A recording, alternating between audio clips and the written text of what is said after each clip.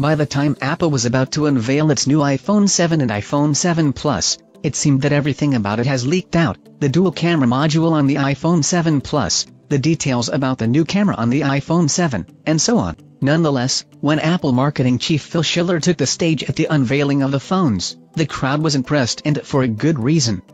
Here is why. Before we get to the one truly revolutionary piece, we ought to take a look at the smaller of the two new iPhones, the iPhone 7.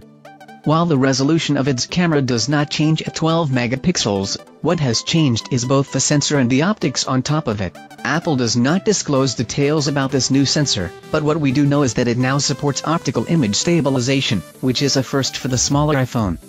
This allows longer exposure shots and ultimately sharper pictures. The new iPhone 7 has also got a much wider, f1.8 lens, up from f2.2 on earlier iPhones, and the wider the lens, the more light it can capture, 50% more in fact, and this means it can shoot much better looking images in dim environments. The optical stack now also features 6 optical elements for better quality and sharper picture throughout the frame, while previous iPhones were equipped with a 5-element lens. Apple quoted a prominent photographer for saying that the iPhone 7 captures images that have a film-like look to them, and we found this to be true based on the official camera samples provided by Apple itself. Then, there is the Quad LED True Tone Flash, an upgrade from a 2 LED flash used on the iPhone 6s. Not only this Quad LED flash illuminates scenes up to 50% better, but it also adjusts itself to the color temperature of the particular location. The iPhone 7 also has a new flicker sensor that allows the phone to automatically adjust shutter speeds to avoid nasty flicker from indoor lights. The real breakthrough and the small revolution in smartphone photography, however, takes shape in the iPhone 7 Plus with its brand new dual camera system.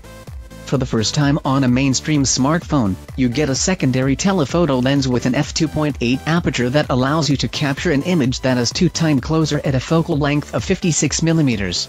A single tap on a new 1x and 2x button in the camera app allows you to switch between the two built-in cameras for an optical zoom-like effect, while a slider will allow you to further zoom in with digital zoom and an increasing degradation in quality.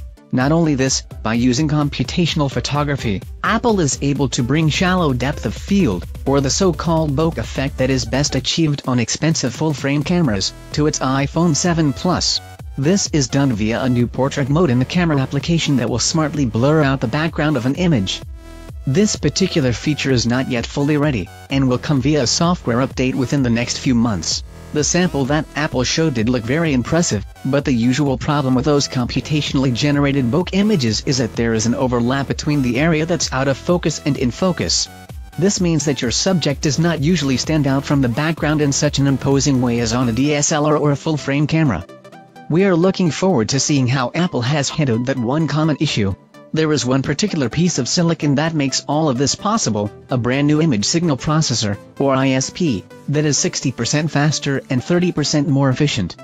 This new ISP comes as a part of Apple's A10 Fusion chip and is capable of performing more than 100 billion operations in just 25 milliseconds and use machine learning to enhance your images. And if you were wondering what is it that an ISP does exactly, Apple kindly explained: it sets auto exposure, focus, white balance, color, tone mapping, noise reduction, combining multiple images, if necessary, and so on.